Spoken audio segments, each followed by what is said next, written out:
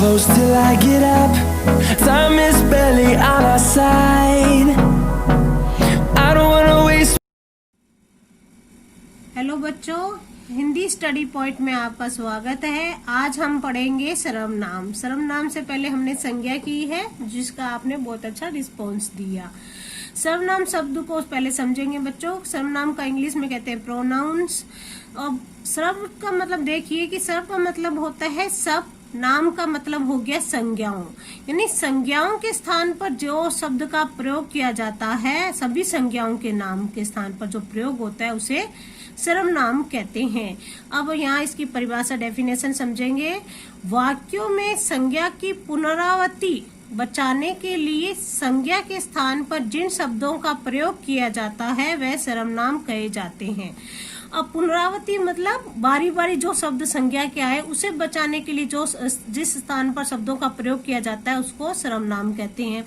अब इधर देखिए उदाहरण से कि आयुष एक छात्र है। आयुष रोज स्कूल जाता है।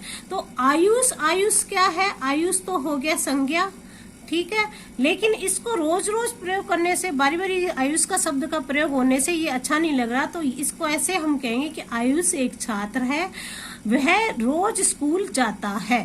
तो वह क्या होगी? सर्वनाम होगी।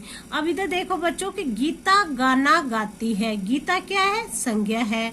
गीता को बाजार जाना अच्छा लगता है, लेकिन ये गीता गीता शब्द बारी बारी प्रयोग हो रहा है, तो उस गीता की जगह हम लिखेंगे कि उसे को बाजार जाना अच्छा लगता है। तो उसे क्या हो जाएगा? सर्वनाम शब्द हो जाएंगे। कभी कभी प्रश्नों में ये पूछा जाता है कि सर्वनाम कितने प्रकार की होती है। तो सर्वनाम 11 प्रकार के होते हैं, जैसे कि तुम, आप, मैं, तू, यह, वह, जो, सो, कोई, कुछ, क्या और कौन। ये शब्दों की पहचान है जिन्हें सर्वनाम शब्दों में 11 होते हैं टोटल। अब प्रयोग के अनुसार बच्चों, प्रयोग के अनुसार सर्वनाम के जो भेद होते हैं वो 6 भेद होते हैं। कौन कौन से भेद होते हैं? पुरुषवाचक, निश्चयवाचक, अनिश्चयवाचक, प्रश्नवाचक, संबंधवाचक और निजवाचक। अब इसको पूरे डिटेल में समझने के लिए इसकी परिभाषा समझेंगे हम कि पुरुषवाचक सर्वनाम, पुरुषवाचक को व्यक्तिवाचक संज्ञा भी वाचक सर्वनाम भी कहते हैं। जैसे कि जिन सर्वनाम शब्दों में से व्यक्ति का बोध होता है, ठीक है, व्यक्ति का बोध होता है, उसे पुरुषवाचक सर्वनाम कहते हैं। जैसे कि मैं, तुम, वह, ठीक है, मैं तो अपने लिए, तुम दूसरे व्यक्ति के लिए और वह हो गया तीसरे व्यक्ति के लिए। पुरुषवाचक शब्द के 3 भेद होते हैं बच्चों। उत्तम पुरुष, उत्तम पुरुष में पहचान होती है कि मैं, मेरा, मुझको, ठीक है, कि उत्तम पुरुष क्या होती है कि हर व्यक्ति अपने आप को सर्वश्रेष्ठ बताना चाहता है, ठीक है ना। जैसे कि वक्ता, वक्ता कौन हुई? मैं बोल रही हूँ।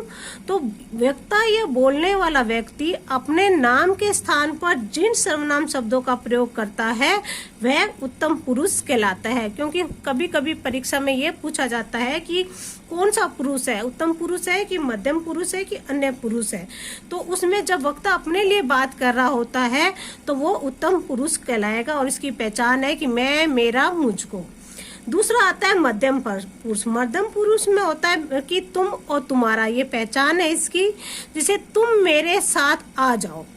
जैसे वक्ता के द्वारा श्रोता, श्रोता होता है, वक्ता मैं हूँ और श्रोता आप लोग हैं जो आप सुन रहे हैं।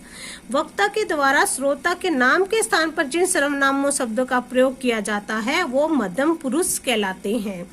तीसरा आता है अन्य पुरुष। अन्य पुरुष आता है कि वह, यह, वो। जैसे आज उसकी परीक्षा थी, वो बाजार गई, यानी वो हो गया अन्य पुरुष। वक्ता और श्रोता जब किसी तीसरे व्यक्ति की बात करते हैं तो वह अन्य पुरुष कहलाता है।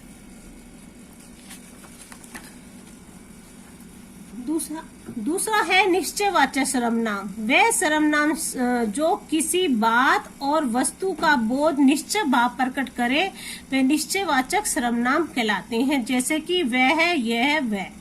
यह तो पास वाली वस्तु के लिए प्रयोग होगा और वह दूर रखी हुई वस्तु के लिए। उदाहरण देखिए बच्चों कि दूर पड़ी किताब के लिए हम कहेंगे कि वह ले आओ। तो वह हो गया निश्चयवाचक। ठीक है ना, किसके लिए? किताब के लिए प्रयोग हो रहा है। और पास रखी घड़ी के लिए ये लाना जरा, तो यह कौन है? घड़ी के लिए, तो ये हो गया निश्चयवाचक सर्वनाम के अंतर्गत आएगा। तीसरा है अनिश्चयवाचक सर्वनाम। वे सर्वनाम जो किसी बात और वस्तु का निश्चित बोध ना कराए वे अनिश्चयवाचक कहलाते हैं। जैसे कुछ, कोई, ज्यादा। ठीक है, उदाहरण से समझिए इसको। जैसे आपका कोई बुला रहा है, कौन बुला रहा है? राम बुला रहा है, श्याम बुला रहा है, कोई पता नहीं, कोई बुला रहा है, तो कोई क्या हो गया? अनिश्चयवाचक।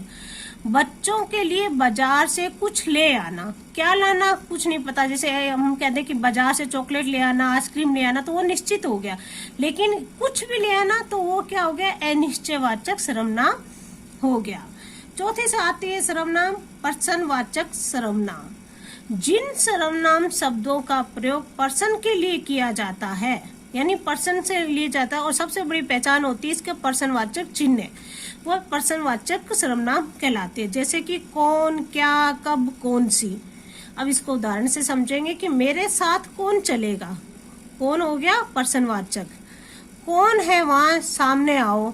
वे कौन है, पता नहीं चल रहा है, तो पर्सनवाचक है, तो ये हो गया पर्सनवाचक सर्वनाम। पांचवा है संबंधवाचक सर्वनाम। कुछ सर्वनाम ऐसे होते हैं जो एक सर्वनाम का दूसरे सर्वनाम से संबंध बताते हैं, उसको संबंधवाचक सर्वनाम कहते हैं। जैसे कि जैसा, वैसा, जो और जिसे। इन शब्दों को बच्चों आप ध्यान रखना ताकि आप तुरंत उसको पहचान पाएंगे शब्दों को। उदाहरण देखिए, जो झूठ बोलता है वो कभी आगे नहीं बढ़ता। अब इसे समझिए, जो मतलब जो झूठ बोल रहा है वो कभी भी, संबंध किसका हो गया? जो से, वो कभी भी आगे नहीं बढ़ेगा। जैसा करोगे वैसा भरोगे, मतलब ये संबंध किसका है? जैसा और वैसा, मतलब जैसा हम करेंगे वैसा हम भरेंगे। तो ये हो गया संबंधवाचक सर्वनाम। तीसरा है निजवाचक सर्वनाम। जिन सर्वनाम का प्रयोग समय के लिए किया जाता है वे निजवाचक सर्वनाम कह देते हैं। जैसे कि समय, अपने आप ही। जैसे उदाहरण देखिए, मैं समय चला जाऊंगा। समय मतलब मैं खुद अपने आप चला जाऊंगा, तो वो निज के लिए, मतलब समय के लिए प्रयोग हो रहा है, वो निजवाचक सर्वनाम कहलाएगा। वह आप ही अंदर आ गया। आप यहाँ बच्चों निजवाचक सर्वनाम में है, क्योंकि आप मतलब वो खुद के लिए प्रयोग हो रहा है, इसलिए ये निजवाचक सर्वनाम है। थैंक यू बच्चों। अगर ये पसंद आए तो शेयर और लाइक जरूर कीजिए। धन्यवाद।